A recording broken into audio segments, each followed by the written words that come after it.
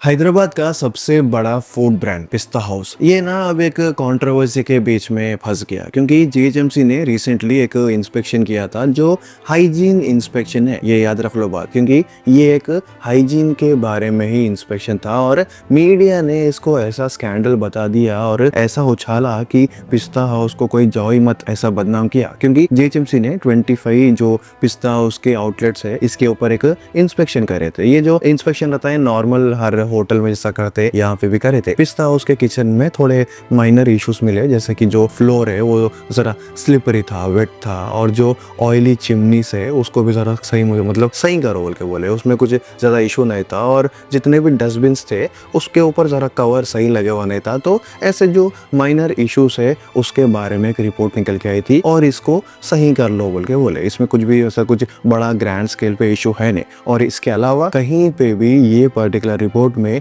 Food की quality खराब है या फिर पिस्ता हाउस का फूड खराब है ऐसा कुछ भी लिखा हुआ नहीं था। मगर मीडिया हाउसेस ने इसके बारे में एक प्रोपेगेंडा ही चला दिया। उन्होंने ऐसा बताया कि ये पर्टिकुलर फूड बहुत खराब है, ये कोई भी कंज्यूम नहीं करना चाहिए। और बहुत लोगों ने तो पिस्ता हाउस को जाओ ही मत ऐसे तरीके से एक प्रोपेगेंडा चला। अब यहाँ पे जानने वाली बात ये है कि पिस्ता हाउस बस एक ही पर्टिकुलर आउटलेट नहीं होता, ये अराउंड द ग्लोब हर जगह पे बहुत लोग चलाते और ये फ्रेंचाइज बेस्ड रहता। तो यहाँ पे एक पर्टिकुलर आउटलेट को भी अगर ऐसा कुछ एक रिपोर्ट निकाले, ऑडिट निकाले, तो इसका मतलब ये नहीं है कि पूरी दुनिया के जितने भी पिस्ता हाउस है ये वो मतलब इतने ये जो बेसिक जो माइनर इश्यूज थे स्लिपरी फ्लोर के ये भी कर रहे। तो हुआ यूँ कि ये बदनामी की वजह से जितने भी मैनेजमेंट वाले हैं पिस्ता हाउस के वो सामने आए और बोले कि ये जितने भी न्यूज़ मीडिया कंपनीज है वो हमारे को बदनाम कर रहे और जो भी ऐसा करेगा उसको हम डिफेमेशन केस डालेंगे, उसके ऊपर केस ठोकेंगे।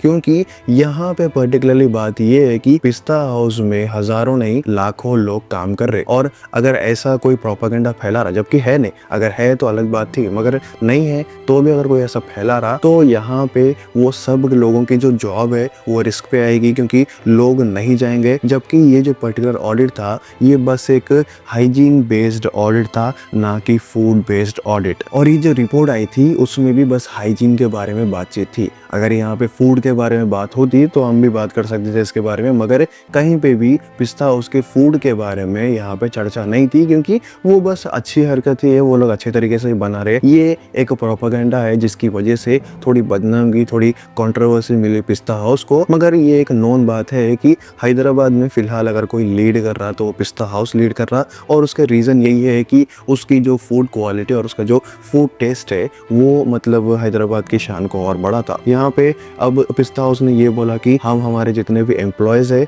और जितने भी आउटलेट्स है उनके मैनेजर्स के साथ है और कोई भी अगर हमको डिफेम करने की कोशिश करेगा वो सीधा जेल जाएगा। तो यहाँ पे ये जितने भी हरकत है ये सच में एक बेकार हरकत है क्योंकि जीएचएमसी नोन है कि ये लोग रेड मारते रहते। अगर कुछ लीगली पकड़े आता, अगर लीगली सच में मतलब ऐसा दिखता कि कुछ फूड की क्वालिटी ख़राब होती तो इस पे बात कर सकते थे, इस पे चर्चा कर सकते थे। मगर अगर एक बेसिक स्लिपरी फ्लोर और ऑयली चिमनीज के बारे में अगर ये पर्टिकुलर टॉपिक को लेके एक हाफ ट्रूथ को लेके अगर लोग बदनाम करने की कोशिश करे तो किसी भी आउटलेट को गुस्सा आता। अब इस हरकत के बारे में आपका क्या मानना है? क्या पिस्ता हाउस सच में अच्छी एक आउटलेट है जहाँ पे अभी भी लोग जाते, या फिर ये कंट्रोवर्सी के बाद कुछ झटका पड़ता जो कि एक्चुअल में ट्रू नहीं है?